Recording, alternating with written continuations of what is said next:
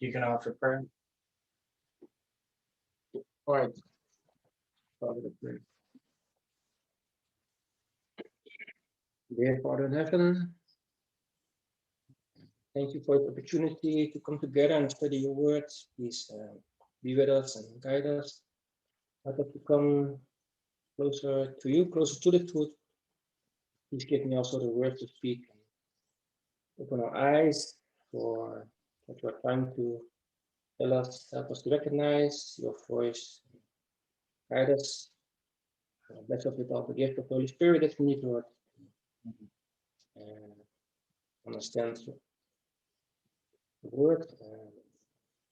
Help us to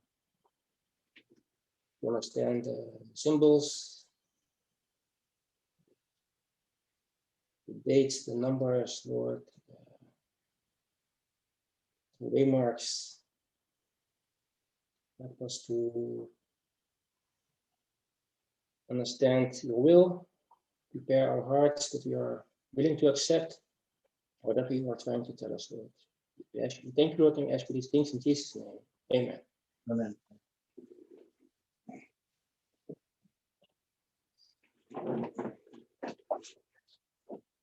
So, hello, everybody. Thank you for thank you, Lord, for giving me this opportunity to share this study about Nero mainly. I don't have the notes spread around yet. I gave them to Theodore, and afterwards we can Theodore can share them with you if you're interested. It's a two-part study, in fact. Part 1, part 2. God willing, next Sunday we can continue with part 2. For now, Can you share start. your screen? Sorry? Can you share your screen? Yes. Share my screen.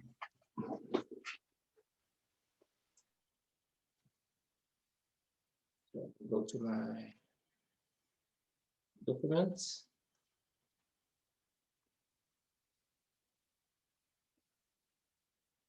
It's called the 12th on July. Can you see it? You're muted, Theodore. Yes, I can see it. Sorry, I was muted. Okay.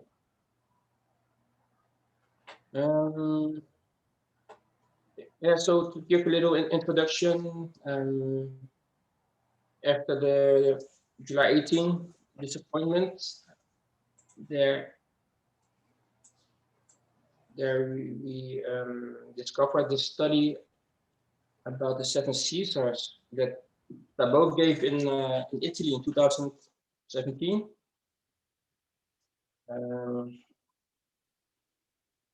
That was very interesting, the study, because it had many connections with the dates and events concerning November 9 and July 18. But I tried to share it with FFA, but it went largely unnoticed. As we can. So why do you think? Are you sure that it went largely unnoticed? I didn't get A response. any response yet. Okay. Because I read it. Okay. And also Cabo's presentation I had studied, because it's really Brother Blessing's presentation, as you note there. Oh, Brother Blessing, yeah. Yeah, and I had studied that quite a bit. That's what it says right here also. Yeah, yeah. It was also, I'll just read it. It was So I'm trying to suggest if there's a possible other scenario of what may have happened on July 18. It's just a suggestion. I'm not being dogmatic about it, so to say, open for correction.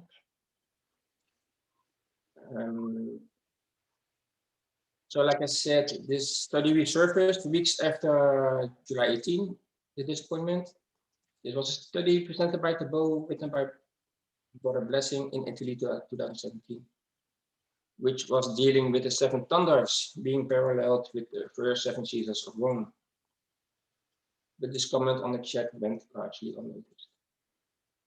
So I would like to bring to your attention again the study about the 7 Caesars, which was presented in Italy 2017. And this was 1 year before the issue of time setting was raised by Parminder, and also before tests came into the picture. So here we see part of this study. If people want, I can also share this document, this study of the 7 Caesars. Tabo's document, you mean? Yes, yes. Or Blessing's document? Yeah, if you can send me, I know I have it somewhere, but. Okay. But I can send it to you. Yeah, just send it to me again and I'll send it out to everyone. Right. But in there, it's right away, it starts with this line where we see the first 7 Caesars.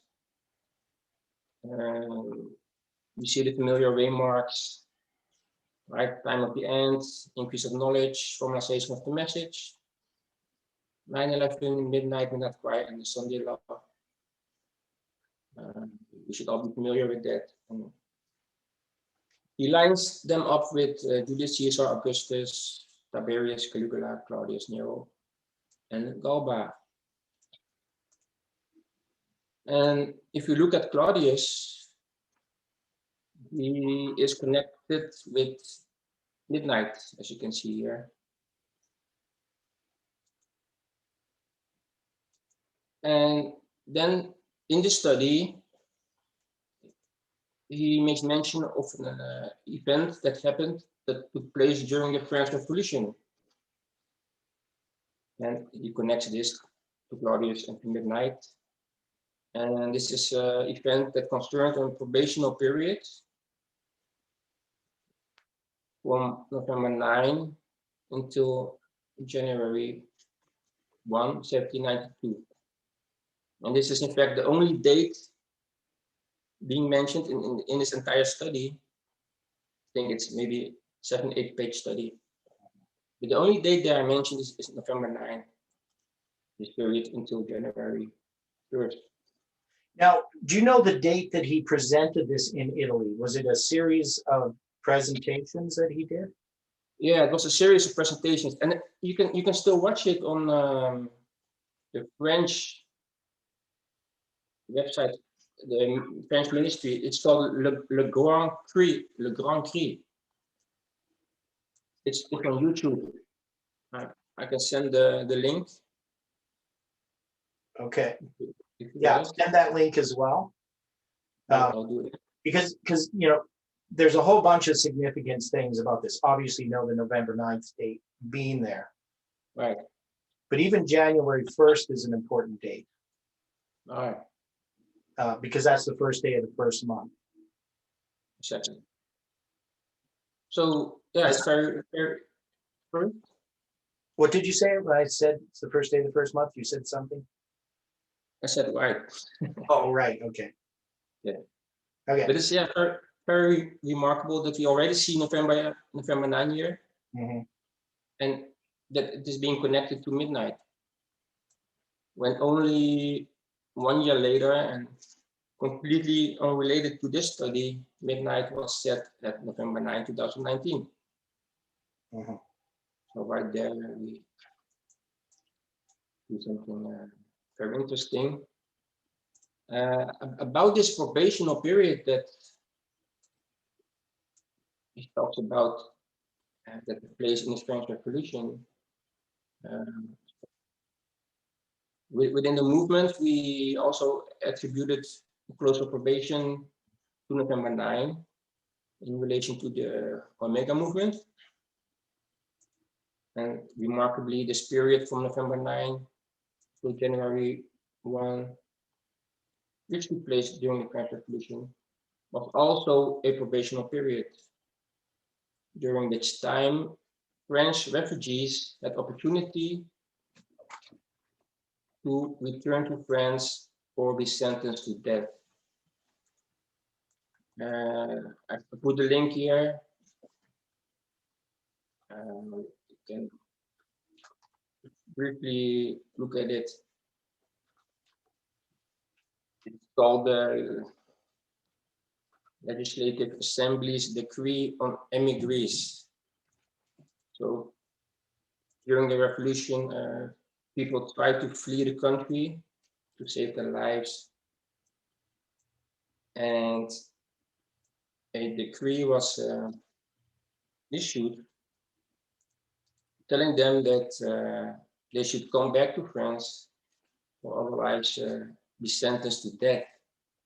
And there's a number of articles. Like here, Article 2, it says, if on January 1st, 1792, they are still gathered in the same way because they were suspected of conspiracy, as you can read in Article 1. I'll read Article 1 shortly, quickly. Those Frenchmen gathered beyond the kingdom's borders are from this moment declared to be suspected of conspiracy against the fatherland. And Article 2, if on January 1st, 1792, they are still gathered in the same way, they will be guilty of conspiracy. As such, they will be prosecuted and punished with death. So if you did not return on January 1st, then you would be sentenced to death. I say this because this whole period between November 9 and January 1st, including January 1st, as you can see in the next paragraph, is exactly 54 days. And we should recognize the number, right? The number 54 being a symbol of the 54th month, or July 21, 21st, which we call midnight. So now we have two symbols connecting also with midnight. We have November 9 that we connected to midnight in 2018 or 19. And we have the number 54 connected to midnight, which in itself is a symbol for midnight. But that was very interesting. And then if you think about it, yeah, what is the chance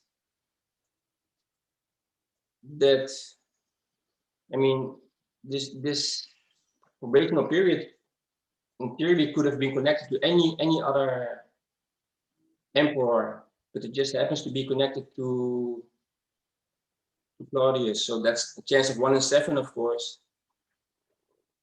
But the probational period could have been any date in the year except from November 9. But so there you have a chance of 1 in 365.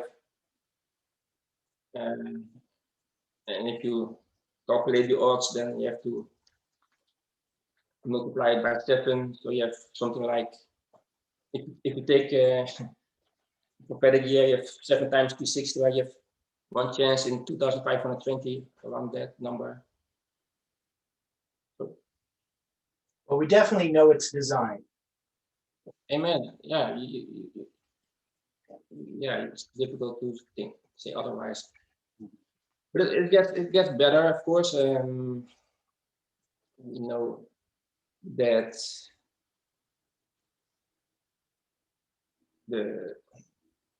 not everybody knows, but if you look at the reign of Claudius, he died in the year 54. So again, we see here the symbol for midnight. You can just look it up on Wikipedia. It says right here, Claudius died in the year 54, page 63, right here.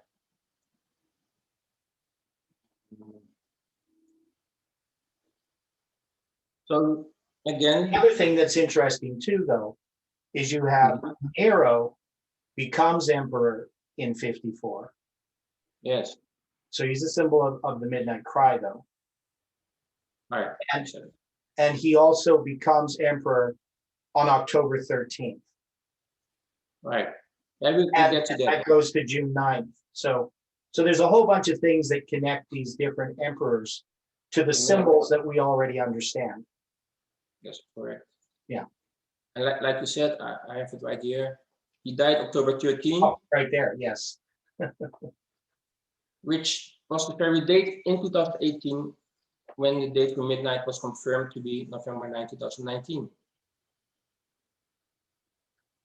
And if that is not sufficient,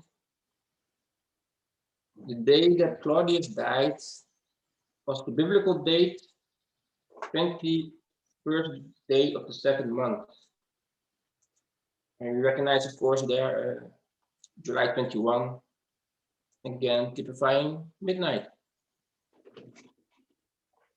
So, yeah, surely this cannot be a coincidence, right?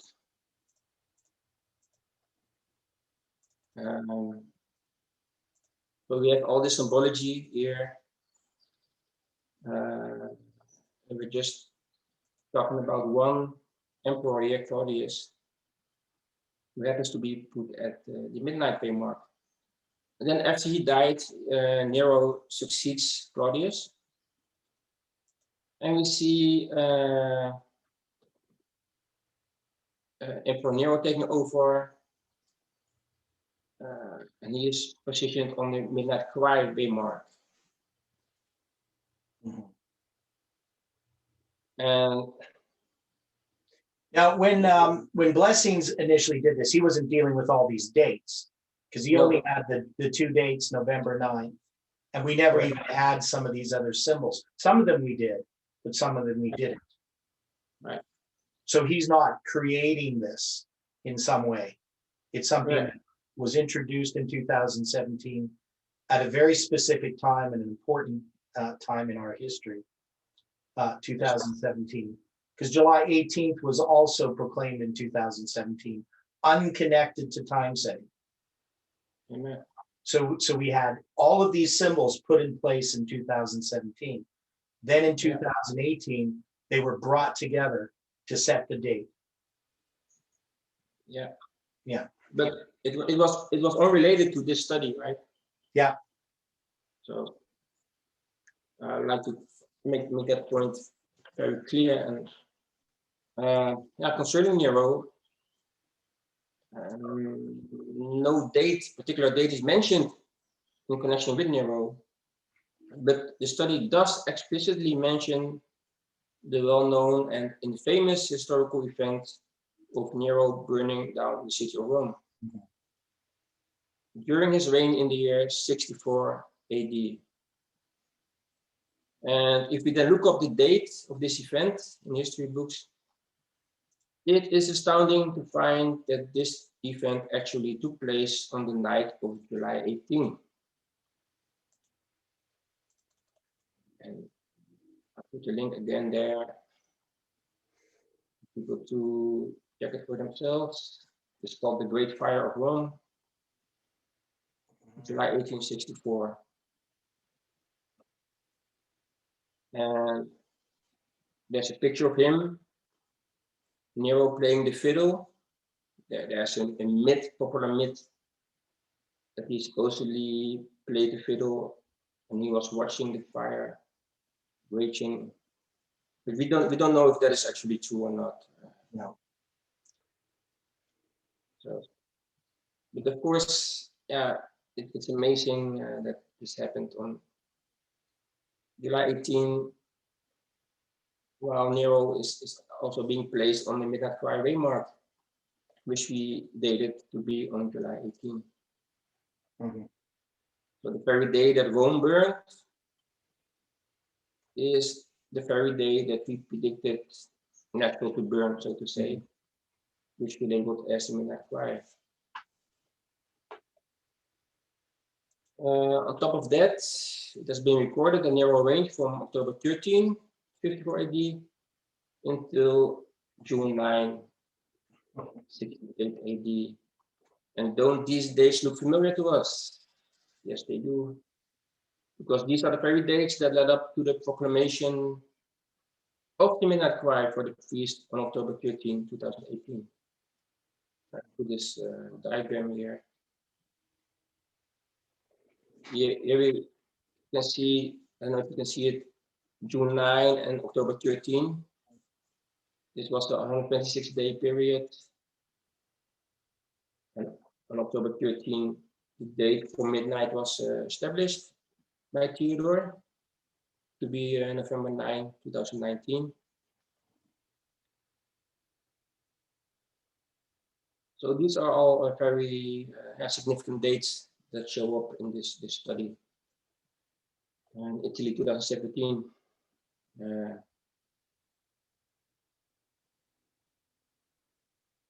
It was Daniel Machado Pereira. He predicted, he based his prediction on June 9, and he predicted that on October 13 there would be a midnight cry. The midnight cry would be given. This being a period of exactly 126 days, we already said that. But the midnight cry was that November 9 would be close of probation, 2019. And that came to pass. He was correct on that. Another very remarkable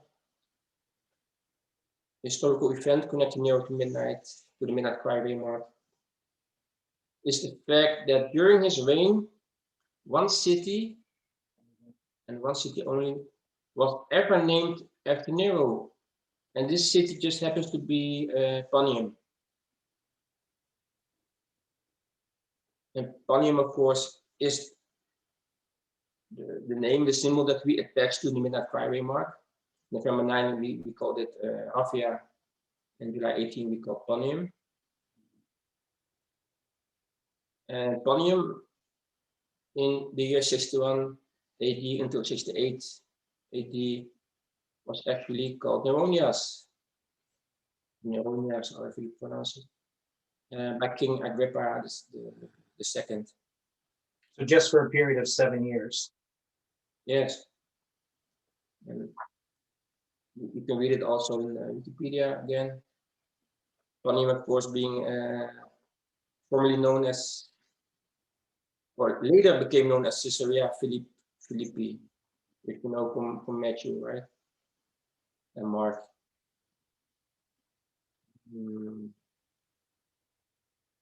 Yeah, and we're all familiar with Jeff's studies on that. Yeah.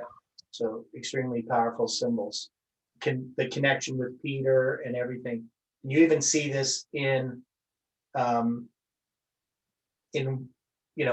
secular things like Wikipedia. Right.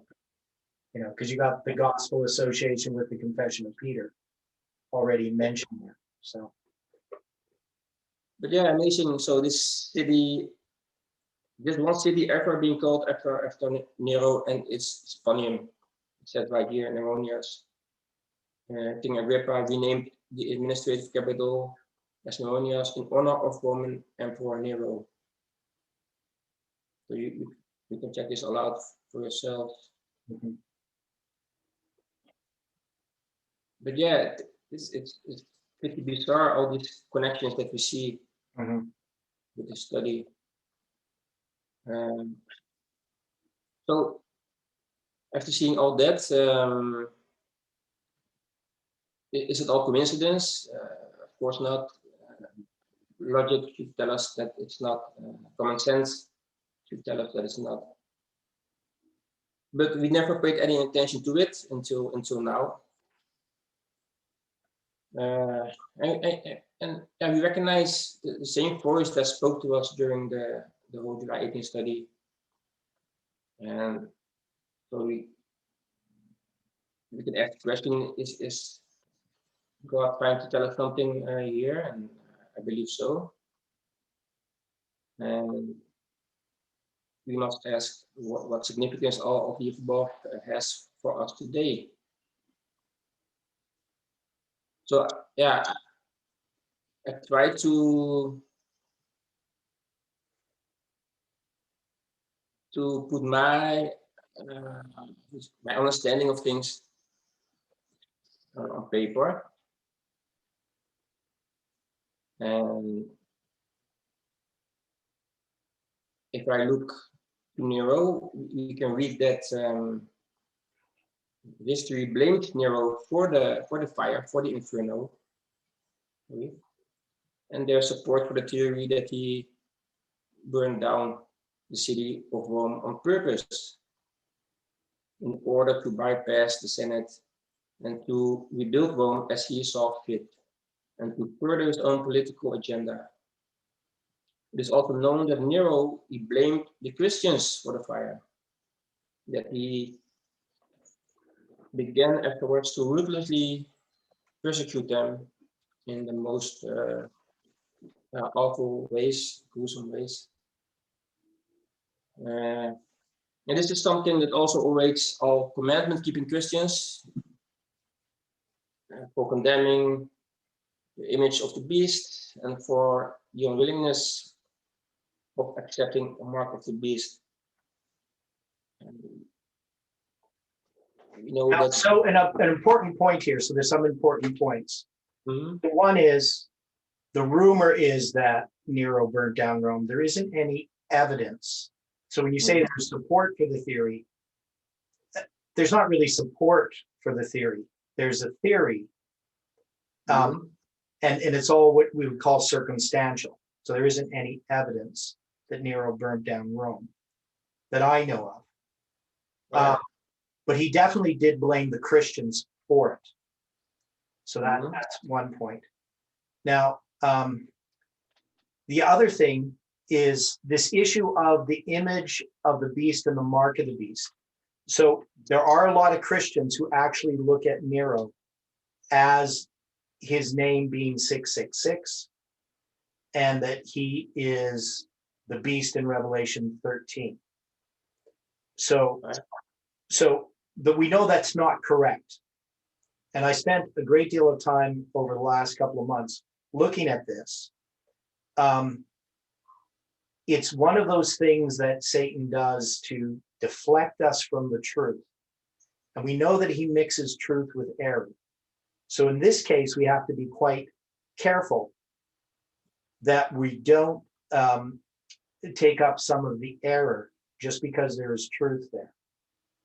And so one of the things, when they make an argument that Nero is the one that burnt down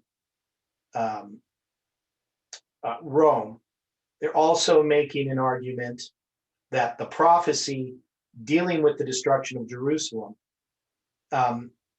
is all fulfilled. All these prophecies that Jesus is talking about are all fulfilled in 70 AD. And so they connect Nero, even though he dies 2 years before the destruction of Jerusalem, he's connected to that history, because under Cestius in 66, that war begins, the first siege of Rome. And then after Nero's death, you're going to have the finally with Titus under Galba, is that the guy's name? Yeah. He's the emperor, and then Jerusalem is going to be destroyed. So they connect it all there. But in order to do that, you have to have the book of Revelation written in the time of Nero. And we know that the book of Revelation was written after the destruction of Jerusalem. So it's interesting to me that the waters are muddied by false doctrine. And that means that we have to separate the precious from the vile. That is, we have to know which things are true and which things are not true, based upon line, comparing all the different histories. And one thing we can see in these histories is there are the same history repeats, just like with 9/11. You have a rumor that 9/11 is an inside job, just as you do with the burning of Rome. It doesn't mean that it is an inside job. So just because we have this parallel, you have to assume either that these are all false flags or they're not, and that that's just a rumor. So they do parallel each other, but that would be my caution there. All right. Okay. Thank you, Edward. But there is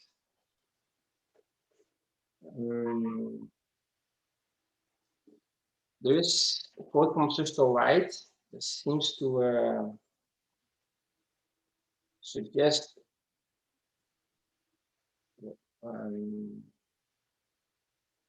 that Nero himself was involved with the burning of Rome. It's from Review and Herald, December 28, 1911. She says, about this time, a terrible fire occurred in Rome, by which nearly 1/2 of the city was burned. And then she says, Nero himself had caused the flames to be kindled. But to first suspicion, he made a pretense of great generosity by assisting the homeless and destitute. He was, however, accused of the crime. The people were excited and enraged, and in order to clear himself, also to rid the city of a class whom he feared and hated, Nero turned the accusation upon the Christians. This deprived succeeded, and thousands of the followers of Christ, men, women, and children, were cruelly put to death. So, yes, amen. So, present-day historians, they are trying to deny that Nero himself burned Rome, but Ellen White seems to say herself that flat out that Nero was responsible for the fire. Correct.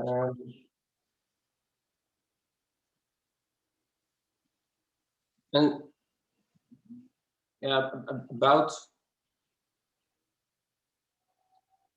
the 666, it's interesting that if you look at his birth date, which is known to be December 1537 AD. So here we have a little numeric noteworthiness. If you put it together, 15, 12, 37, adding these numbers brings you to the very year of 64 AD, which is of course the year that Nero burned down Rome on July 18. And if you multiply these numbers, 15 times 12 times 37, you actually get 666. So that's very interesting. What could it possibly mean? But we'll get to that later on, God willing. And there's a more that recently surfaced concerning this birth date. They are very interesting patterns to discover. But hopefully we'll come to that later on. But yeah, there seems to be significance in his birth date. 64 and also 666 there. Yeah, like we said, Ellen White herself saying that Nero is responsible for the flames that were kindled. claims that they burned Rome. And yeah, and I put it here, the fact that Nero himself caused the fire is what we would nowadays call an inside job. And I know that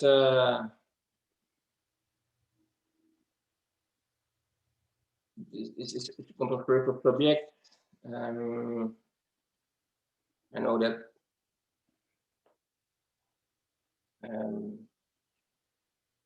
there are very different ideas concerning what is the inside job. But in this context, it is meant the events whereby those in governmental positions or in powerful positions and in positions of trust stage or commit an act of terrorism against their own citizens and are then blaming the attack on another party for political purposes. This is what we know also as false flag operation. Many examples in history where these acts, these horrible acts, are actually being planned or committed against innocent civilians. So Nero wasn't the first, and he definitely wasn't the last. Examples in Wikipedia, you can find like the Gulf of Tonkin and Operation Northwoods. But I don't want to go into the details of that. People can look it up for themselves. So to make an application of this, if we see that, if we read from Ellen White that Nero himself burned down the city of Rome, which we can call false flag. He had a political agenda. He blamed it on another party, the Christians. And of course, he lines up with July 18, and he lines up with MacNack Waymark. Yeah, it was quite straightforward for me then to assume, or how do you say it seems to suggest that could it be possible that Rome was involved in the July 18 attacks that we predicted? Could it be that Rome was plotting a false flag attack on the city of Nashville to take place on July 18 for political purpose, like Nero, and where another party would get the blame? In this case, it would be the Muslims. Okay, so why would you put Rome there?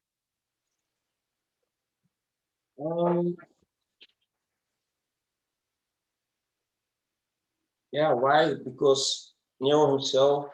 No, but I mean, in our history, why would you put Rome as plotting a false flag attack on the city of Nashville? Because Rome is literal in that history, but Rome is symbolic in our history. Yeah, so yeah, of course I'm talking about the symbolic Rome. So the United States. Not necessarily, no.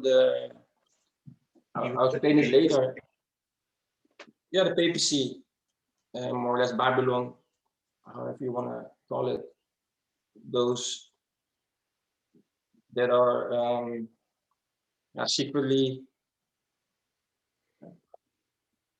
conspiring to further their agenda. There are many names, of course, that go around, like you name it. You have the secret societies and all these groups, but I just call it Rome. Yeah.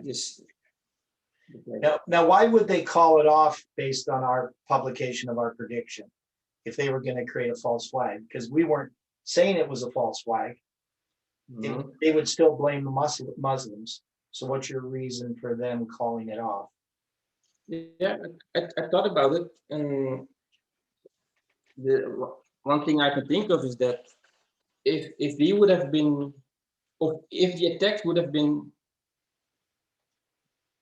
if it would happen exactly like we predicted it,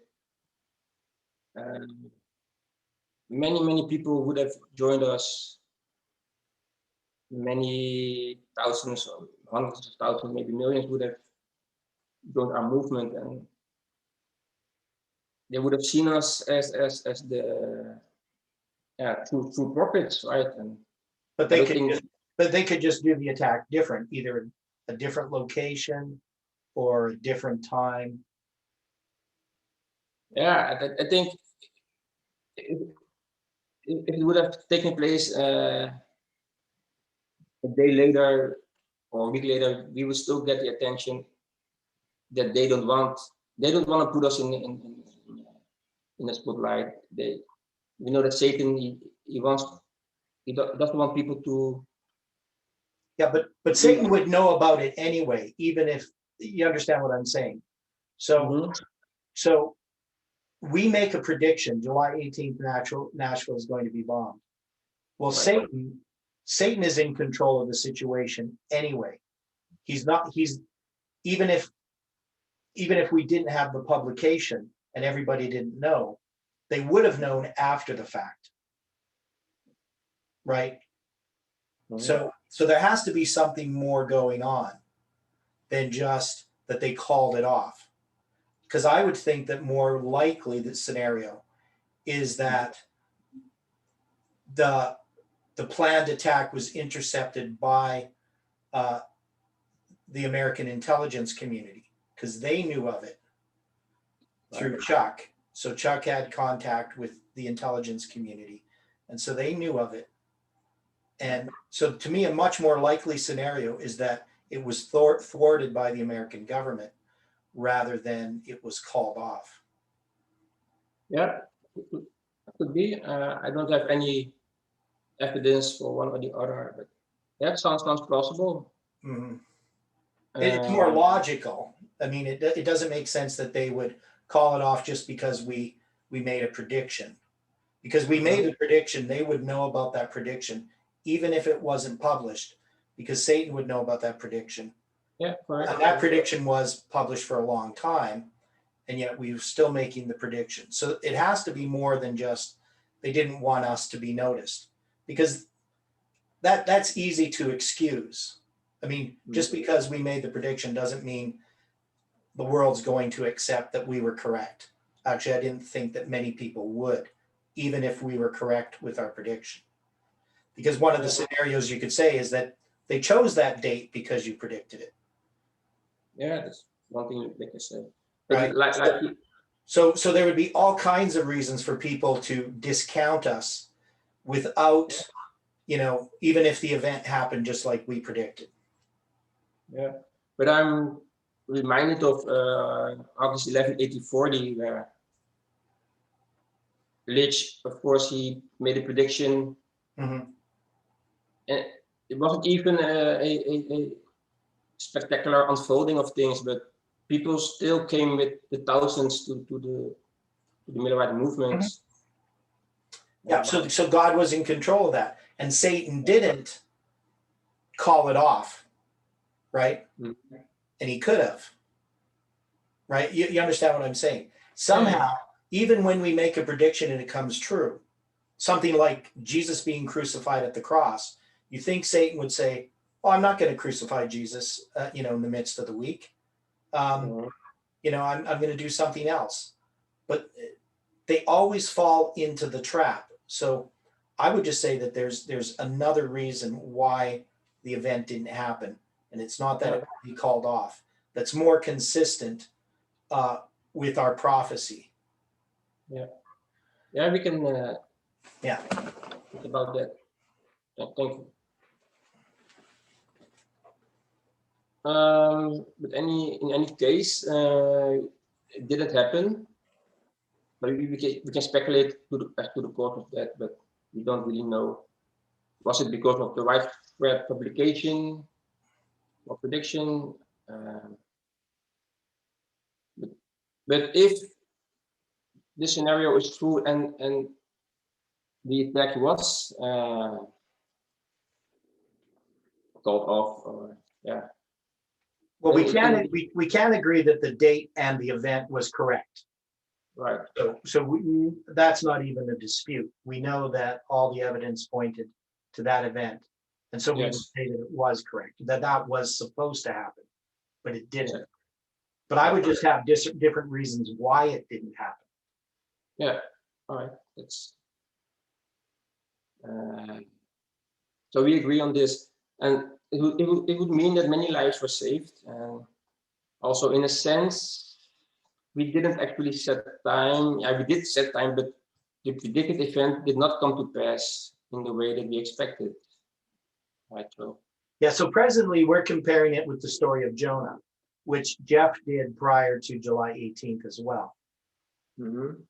So we would look at, if we compare it with the story of Jonah, in the story of Jonah, there was a repentance that occurred. And we would believe that maybe that's part of what happened, is that many people took this prediction seriously. And because we weren't the only one making the prediction, I mean, we had a specific date, but that also did draw attention to all the other videos on YouTube that were talking about the destruction of Nashville. And so many people have taken this serious, Adventists and non-Adventists, people in Nashville. thanks.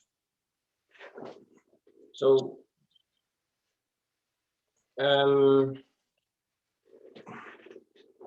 then I am making a connection with 9/11 there. And this is something, of course, that Theodore and myself have different opinions. Has anyone noted that the Adventist conference office is in Nashville? Well, there's, yeah, for that area. Yeah, there's a conference office in Nashville. Yeah. All right. So I'm trying to make a connection here with 9/11 because there also was a terrorist attack where Islam was involved. And July 18 was expected to be the next major attack after 9/11 by Islam on the USA. And so now, do you do anything with the bombing of Hiroshima and also Pearl Harbor? Yes. In connection with this, in your study on this? Is that your question? Is that? Yeah, the question is, in this study of Nero, yeah, do you also look at Pearl Harbor and the bombing of Hiroshima and Nagasaki? No, I don't. Because one of the things we have to look at that I was doing way back when I first made the prediction on July 18th is that when we started to look at this, I said, okay, this is going to be an attack on the United States by Islam. And the reason I said that was because we were expecting an attack on the United States by Islam, correct? Right. Even before. We knew that there was a prediction to be made about Islam. This goes back to 2000, I think 2015, where we start looking at this idea of a prediction. Now that develops into the prediction before midnight. Now, so in 2015, I was studying Josiah Litch's prophecy, where I first find the 26th day of the fourth month. And then we have this idea of the prediction before midnight developing by the time we get to 2017. And so we have all of this evidence in our movement that we're expecting an attack on the United States by Islam, and that this is connected to a prediction before midnight. Now, when we start to look at Hiroshima and Nagasaki, we have all of the symbols. We have the symbols for midnight and the midnight cry. We have July 18th, or not July 18th, July 27th, Julian and Gregorian, the 26th day of the fourth month. We have August 11th, or not August 5th, August 11th, August 15th. Like we have all of these symbols. But the thing about it that bothered me at the time is that we have Japan as a symbol of Islam because they're both suicide bombers, and their symbol is the East, right? Japan's the land of the rising sun. And yet Japan is the one that is actually attacked at Hiroshima and Nagasaki. And it's also in a retaliation to what happened at Pearl Harbor.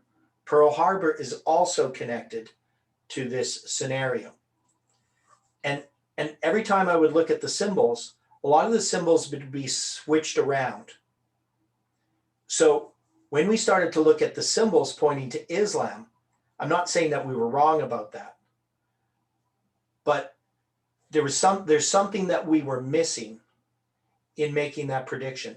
Now, part of it goes back to our understanding, because when we started going through the foundation of this message, Josiah Litch and the Millerites, but specifically Josiah Litch, when he's writing about Daniel 11, verse 40 to 45, for instance, in Daniel 11:36, he introduces France exactly the same way that Uriah Smith does. And they make this prediction when they're predicting the fall of the Ottoman Empire. They're also predicting the close of probation. And they're also taking all of those events that are contemporary and they start to mix literal and symbolic together. So they have the literal king of the north and the literal king of the south, and ignore the symbolism of the king of the north being the papacy and the king of the south being atheism. And so what we're doing is we're looking back and we're looking at the mistakes that the Millerites made, and we're seeing a parallel in our history in this movement. So I'm not saying that we're wrong in looking at these symbols this way, but there are mistakes that we made, and we don't want to make the same mistakes again. So even though we had this major terrorist attack by Islam, I also noticed, and you remember I sent you the email where I said it could be a failed prediction. And all those other predictions were extremely sound as well, except that nothing happened on those events that people predicted. But things did happen on those events that are prophetic in nature. You know, December 21st, 2012, September 23rd, 2017. These are significant dates. It's just that the events that happened did not happen as those who made the predictions did, because they were looking for something external in the world, but this actually had to do with our movement. So everything points to this symbol of this attack, but we have to understand why it didn't happen. And I think that's the thing that I believe we have an answer to. And I think when we start connecting it to 9/11 and saying that 9/11 was an inside job, we're actually making the same mistake that the Millerites made, that Uriah Smith made, and that we already made. So all of this evidence that you're presenting is correct, but we're not understanding it correctly. And that's the way I look at it. I think there is something that we have to learn from this in that context. Say, when do you think we got off of the big line and started our own line symbolically? Was it at 9/11? You mean, when did this movement specifically create it? When was our line created? Because 9/11 is part of the big line, so we're still part of the big line with 9/11. So when? Yeah, that's what I was. Yeah. So the question is, when did we create waymarks that brought us off of the big line? Yeah, that'll do. Well, when we were looking for midnight, that wasn't the Sunday law. So if we're looking for a midnight that precedes the Sunday law, that's not the big line. About what time was that? 2013 or so? Well, I would say probably 2013, but more 2014 is when it gets established. So before that, we're still always on the big line as far as we're looking, because we don't understand Millerite history yet.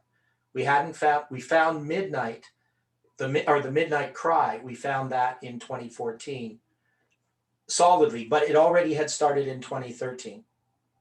So by 2014, we now had established August 15th at Exeter. And by doing that was the first time we stepped out with our line, that our line stepped outside of the big line, if you want to put it that way.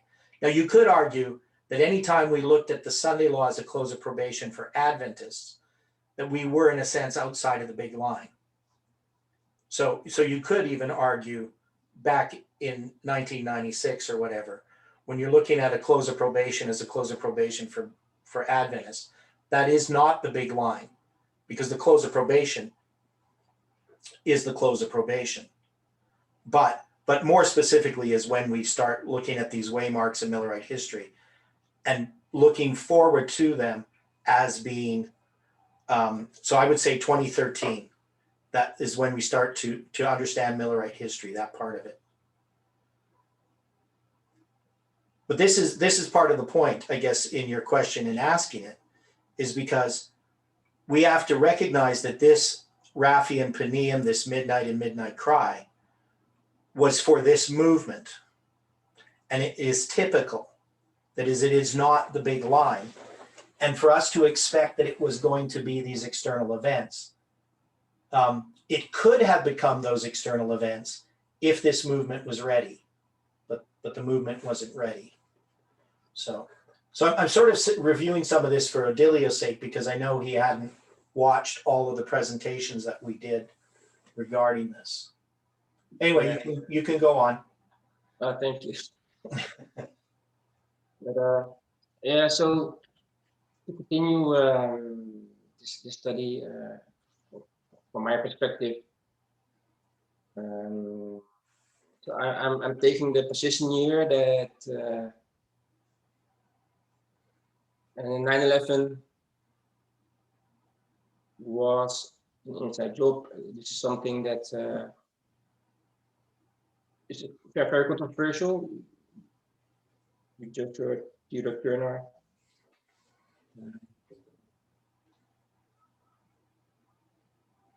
sharing his position on it. But yeah, just to finish my own ideas about. We're sure not ready for World War III to begin. Sorry? I said Nashville would have begun the beginning of World War III, and I wasn't ready for that. Yeah, you can say that. Yeah, true. But yeah, assuming that attack on July 18 was recorded, assuming that looking at Nero, it was an inside job. It would make sense if 9/11, which had similar characteristics, it would make sense if 9/11 was also an inside job. But it would also make sense if 9/11 wasn't, because we know Jeff didn't believe 9/11 was an inside job. Yeah. And it still makes sense even if it's not. And it's not that I don't accept Ellen White's statement. It's just she is repeating what history has said. It's only recently that people even have questioned whether Nero actually caused the fire. But I still think it's an immaterial point, because just as Jeff would always say, the point is we have a restraint of Islam at 9/11. Whatever your view is on it, we have to look at what the external events are. Trying to understand what the motivations are behind it are not actually that helpful, because if you can't know for certain what those motives are, it doesn't really help you. So that's why I would say it actually is better to understand it not as an inside job, especially in relationship to July 18th. All right. Okay, so that's enough. I'll let you go on. You promise? Okay, but yeah, so applying the Nero connection also to 9/11, then we would see the following similarities: a terrorist attack on a city, innocent civilians, another party, in this case Islam, being blamed, and not Christians like in Nero's days. It would be a false flag, of course. And Nero had a political agenda, and yeah, what happened on 9/11 that we could recognize as possibly a political agenda. I mentioned here the Patriot Act. And in the context of the Sunday Law, which we attach to 9/11, and we said that Islam was sent, so to say, by God to prevent a Sunday Law from being implemented. But concerning the Sunday Law issue, I say here that rather than a sudden and abrupt implementation of a Sunday Law, I believe the Patriot Act that was implemented after 9/11, I believe that the Patriot Act serves as a means to gradually work towards that goal, towards a Sunday Law.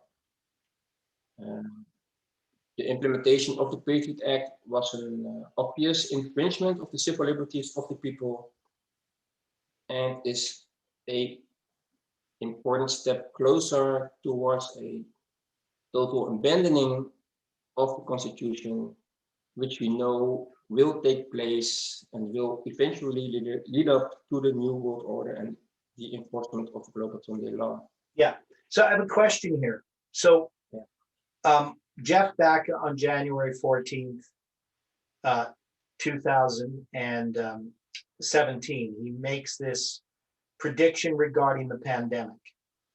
Mm-hmm. And he says that it's going to be between midnight and the midnight cry. And we actually have the pandemic placed there.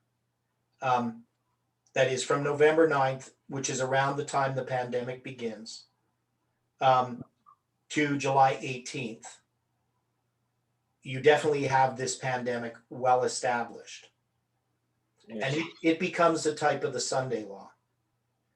So the other thing that we can look at it for these waymarks that we had, even though certain events didn't happen that we expected, other events did happen in connection with those waymarks. That shows that Jeff was correct. Yes, I agree. But yes, the Patriot Act was implemented as a result of the 9/11 attacks, which was, as I see it, a step closer towards new order, global Sunday law. Yeah, it leaves common law and goes to Roman law. Yes, exactly. And now you need to be proven, what is it, innocent or guilty until proven innocent, right? They have the right to lock you up for a indefinite period if you are suspected of terrorism or terrorist activities. So yeah, but July 18, 2020 has been another step towards that goal, and an attempt to purposely create chaos in order to further restrict people's liberties. And like Patrick said, he mentioned that if July 18 happened, there would possibly a third world war that would certainly have created chaos and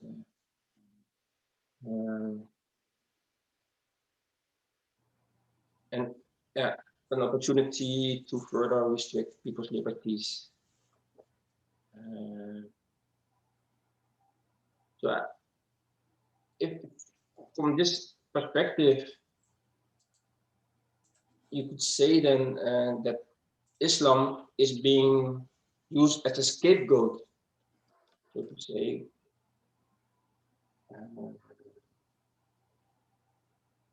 for 9/11 and also July 18. And if you make a parallel with Nero, Nero blamed the Christians, but we know that in the end, the commandment-keeping people, the commandment-keeping Christians, are in fact the real target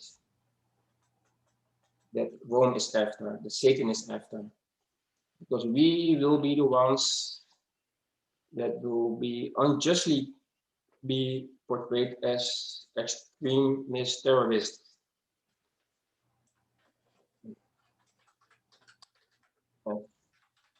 The things like the Patriot Act, Anti-Terrorism Act, they can be used to put us, for this reason, behind bars, or they can be used to prosecute us. So in a sense, we could say that just like in Nero's days, even though Islam was being blamed, in a deeper sense, they are after us, after the commandment-keeping Christians. So you could see a connection there. So that's about Nero. And I mentioned the next topic about his letter. I mentioned it before. And I'd like to mention it again. Now, before you mention the letter, so I used to be a believer in this letter. Mm-hmm. So way back, way back. So now I don't believe that this letter is valid. That is, I don't think it's a real true letter, that it's a forgery. Yeah. And there's lots of reasons to believe that. But the connection, once you start dealing with this type of conspiracy, that is what I would call the new, because this is the Freemason conspiracy, Albert Pike. It's connected to the Illuminati conspiracy. And what Adventists have done is they've taken this conspiracy and they've Adventized it. That is, they've changed it into something that fits our view of things. But really, when you look at this whole idea of the Zionist conspiracy, it really has to be discredited. And this letter that was found in 1957 can't possibly be Albert Pike's prophecy regarding the Third World War. So remember, he wrote the letter's supposed to be written in 1871, I believe, right? Yes, right. We don't even have a term called the Third World War. We don't even have the First and Second World War yet. So this would put something into Albert Pike's. He would be like a prophet, because even if they had the plans to do this, you don't. The Illuminati is not an organization, and the Freemasons are not an organization that would have the power to do this type of thing. And if you believe that conspiracy theory, you have to. It contradicts all kinds of things in the Bible and Spirit of Prophecy. We know that the Illuminists were involved in the French Revolution. We know that they were involved in the Russian Revolution. We know that they were involved in Nazi Germany. So they definitely have an organization to have power, but they don't have the power to create the First, Second, and Third World War, when in fact, Christ could have come back before the First World War. Yeah. You understand what I'm saying? It's giving them too much power outside of the Bible, and in this whole kind of idea of what it's talking about, it's really, it's talking about things that would have been understood in 1957 and wouldn't even be imagined in 1871. Yeah, I agree with you, Odylio. And, Okay. there's still, Good. I still wanted to put it out Yeah. there because Yeah, okay. Well, and I'm letting you do that. I mean, I'm not saying you shouldn't. I just want to say what I think about it because I think it's an important point. yeah. So I'm also assuming that it's not in your letter, but there's so many connections with our topic here. So I just would like to bring it up anyway. Right. And see, that's one of the other points too, is even though it has these connections, it's like August 15th, 1871. So you got that 187 in there. Right. There's other things that you have to take into account. Okay, so that's what I'm saying is the path of truth and the path of error lie close together. And Satan knows this. So these things can be are things that we know that God has control of, but there was also other things that Satan has control of. Correct. But for people that didn't know about this letter, like Theodore mentioned, there was a letter published in a book in 1957, and supposedly written by 33-degree Grand Master Mason Albert Pike, written to Jesuit General Giuseppe Mazzini. And in this letter, Albert Pike proposes that there should be 3 world wars in order to implement a new world order. And their plan is based on the Hegelian dialect principle to create such chaos and misery that the people are eventually willing to subject themselves to anything in return for peace and safety. And we believe that July 18, 2020 would be the midnight cry and potentially the beginning of World War III, like we said earlier. And this letter is talking about this World War III.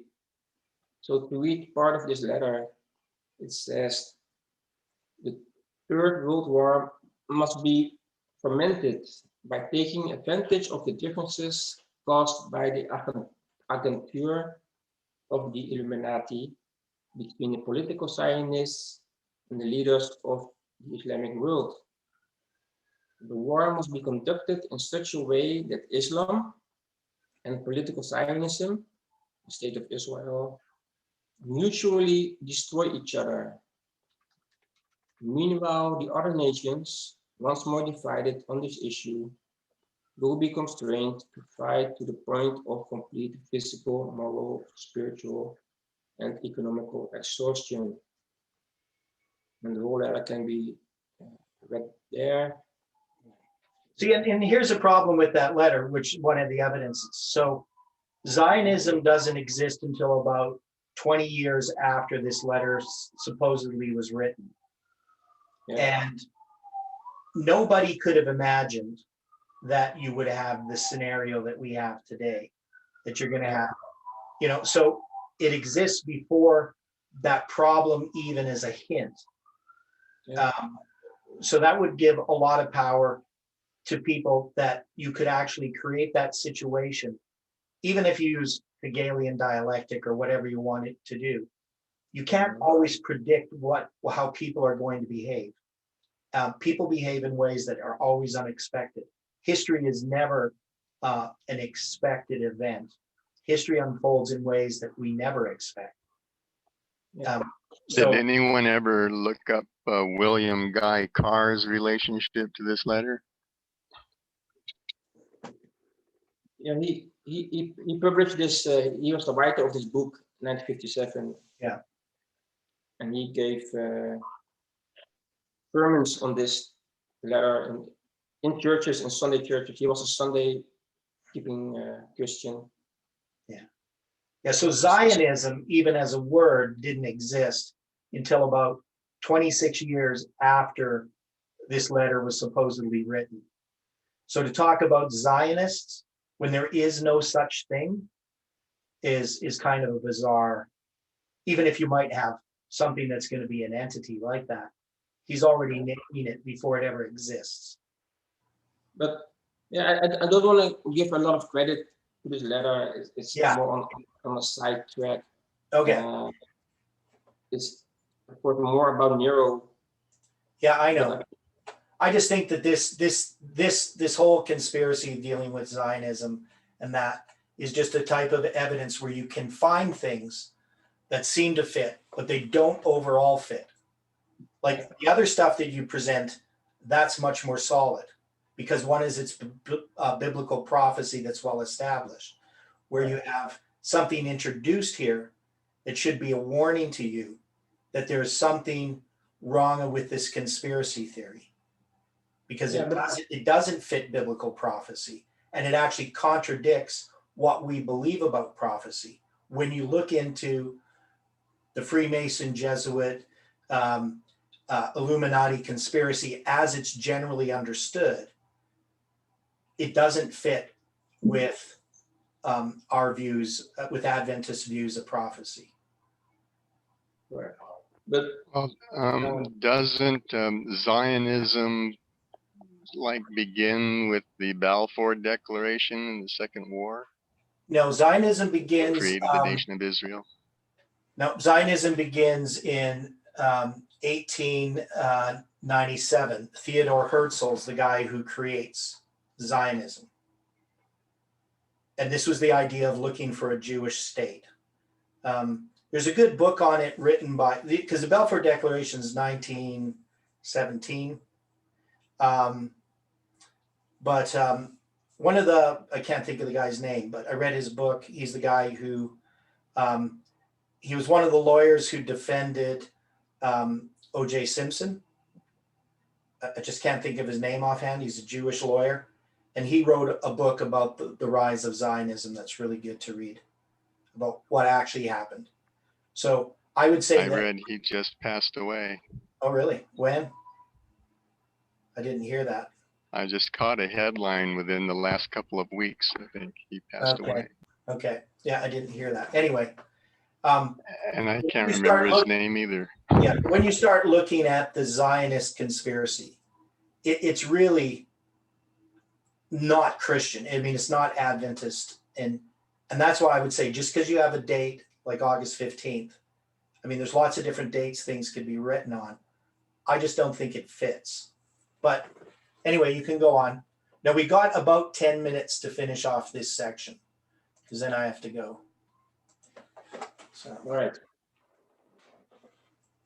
So I was trying to say that even if this letter is fake, it's still from 1957 and it has, say, all the ingredients of this false flag scenario that I'm trying to put out here. We have the secret societies, we have Rome involved, just a general to whom this letter was addressed, supposedly. There's, yeah, you have, of course, your political agenda. There's mentioning about World War III, about Islam, about instigating these conflicts, false flag, and it's about establishing a new world order. So even if this letter is fake, it's astounding to me that you have so many connections. And already mentioned by Theodore, this letter amazingly is dated August 15, 1871. So we see here the symbol for the midnight cry and July 18 at the same time. But I'm not assuming in any way that these people were aware of the significance of these dates for us now in our movement. But yeah, like I said, whether this letter is authentic or not, it seems just too many connections here to simply disregard it as mere coincidence. And we are quite familiar with the concept that these secret societies, they have this strange custom to announce beforehand their intentions in some way or form. The name of the game is called Hidden in Plain Sight, where they hide their plans, for example, in playing cards, Hollywood movies, comic books, music videos, logos, symbols, gestures, you name it, or so-called drills or exercises, shortly before or even during a false flag attack. That was the case with 9/11. We know that on 9/11 itself, they had an exercise where terrorists hijacked planes, and there was a threat even to that these planes would fly into World Trade Centers. All the planes were scrambled. That's one of the reasons that no planes were available, so to say, to intercept. Yeah, that's not quite correct. So the military was doing an exercise. That's really doesn't play into what happened at 9/11. That's misinformation. All right, all right. All right. But we won't go into the details. And also the corona pandemic, same thing. These are misinformation that people are promoting on the internet. And the same thing with all these symbols in comic books. This just becomes, to me, it becomes craziness. When you start to believe that after the fact, you can look and find, in the Simpsons or in Hollywood movies, 9/11 is being portrayed. That's just human nature looking for patterns. And what this does is it actually undermines what we're doing when it comes to these dates and biblical prophecies. And I think this is actually dangerous personally. What you're presenting here is quite dangerous. But I'm letting you present it, but I still think people need to know that it's dangerous, because you can look at something like Paul is dead, and you can find all the evidence that Paul is dead, except that Paul McCartney isn't dead, right? Yeah. So these types of things become subjective, where the things that we're doing with numbers, with biblical prophecy, these aren't subjective things. These are objective, and you can't put them on the same level. Yeah, and I agree with you. Yeah. Largely, Wasn't there some kind of military exercise on 9/11? Yeah, but there's always had heard that military too. exercises going on. But I'm just saying it didn't affect 9/11. It's not quite true. I mean, there was some misinformation, but it's way overblown as far, because military exercises go on all the time. It's not like, they just did this military exercise once. They constantly do these exercises and drills. That's what the military constantly does. So the fact that there happens to be one that day isn't surprising. But it definitely doesn't make 9/11 a false flag. And the evidence is that it's not a false flag. Yeah. So, the exercise in itself, of course, doesn't prove 9/11 was a false flag. yeah, and it doesn't really come to play. So, but I don't agree with this idea. Hollywood movies, comic books, music logos, music videos, logos, symbols, gestures have anything to do with anything. This is a red herring, and a very dangerous one to believe in. Yeah, So I agree. I don't believe in this hidden in plain sight idea. It's not based on reality. I agree. It's not how they work. So I don't think it should ever be presented personally. But I let you present it. But I just think it's dangerous, because I'm familiar with this, and I'm familiar with how it works and the subjective nature of it. So I agree. We shouldn't focus. Okay. We shouldn't focus on all this too much. I agree that we shouldn't pay too much attention and spend our time. Because Larry Lesher and people like him, it's spiritually deadening, the stuff that he was believing and that he was studying. And I see it here in Canada in our group as well. And it just makes me sick to see how people are being deceived by these types of conspiracy theories, because they're going to be lost. Right. That's just the reality. But there are more serious. How about,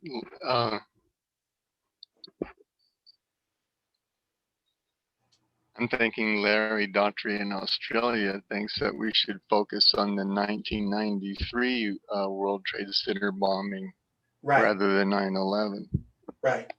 And people like Larry Daughtry. And then he makes 9/11 the end of the third woe. Right.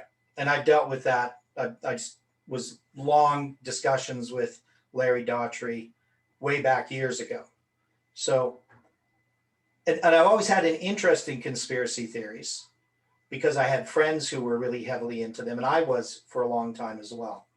So I understand the spiritual deadening aspect of it, but also the subjective nature of it. So when you try to take these conspiracy theories and you line them up with what we've been doing with these dates and biblical prophecy, remember, we didn't just find dates as a coincidence. We actually had biblical prophecies, Josiah Litch's prophecy from Revelation 9, Ezekiel, and all of these things being laid out and established before we even had any time setting. So there is something about these biblical prophecies and history, but when you try to take this history, which is this speculative conspiracy theory history, and you try to see in movies and in logos, all these sort of conspiracies, the Johnson and Johnson family, they're obviously part of this conspiracy because they had a logo that shows something about that they're connected with the Illuminati and so forth. And I just don't believe that that's true. I don't believe the hidden in plain sight idea is true at all. It doesn't make any sense, and there's just no evidence for it. It's just human subjective. So you're comparing subjective ways of looking at things and objective ways of looking at things. And I think that this movement has to know the difference between the two. We have to be able to separate the precious from the vile. And that's something that we are having a real difficulty with this movement right now, is that many people are buying into conspiracy theories, especially in regard to this to the pandemic, that are not based on reality. And that's dangerous. When you have something that's based on subjective hearsay and not based on reality, you're in danger of being lost. We have to be founded upon solid Bible prophecy. That's why we're examining the foundation. Now, I do have to go, so you're not going to be able to finish off this study today, but you can next Sunday, can you? And then Yes. start on part 2. Yes. That's what we have to do. It's just I have to go because I have to go to work. But and I'm not trying to shut you down, right? I'm not trying to, because I knew what you're going to present. Yes. But I also am preparing a paper on this, and I have actually different ideas of how we can look at this situation with Nero, and I think an explanation of how it fits with July 18th. So, so I wanted to see what you have to say, not just read a paper. But anyway, can you close with prayer? Yes.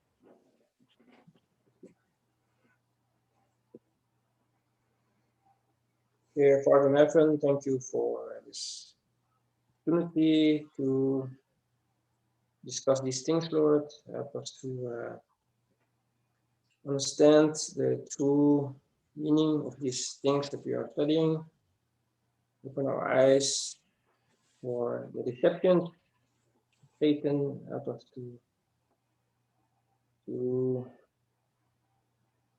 understand the truth, Lord. Help us to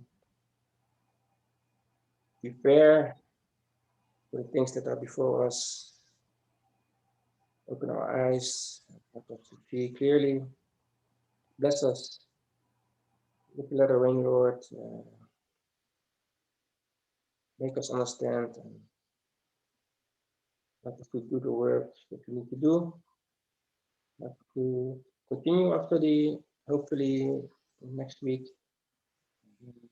Give us discernment, Lord, to understand what is true or false.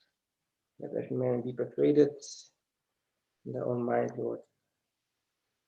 Thank you, Lord, and we ask you these things in Jesus' name. Amen. Amen. Well, thank you very much.